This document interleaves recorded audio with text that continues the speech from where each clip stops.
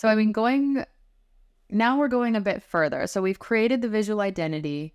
We've started posting, loosely following the brand guidelines that we've now set for ourselves. How important is it for people to define their target audience? Or is it more important, do you think, for them to just start posting and craft it as it develops? What do you think the right move is? Because I know that when we're looking at product sales, we got to define the target audience first. Is it the same when you're building a brand, a personal brand?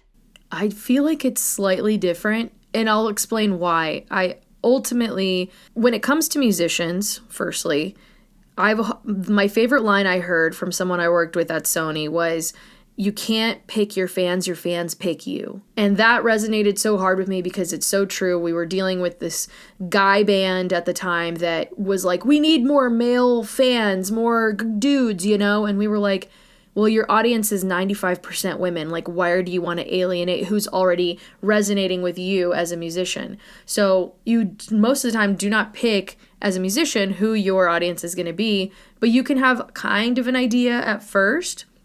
And then from there, as it evolves and grows, you have to adapt for them. As for creators who are trying to build personal brands, I think you have a little bit more control here because you know exactly who you are targeting. It's a bit more like a brand. You just are the product rather than having a product.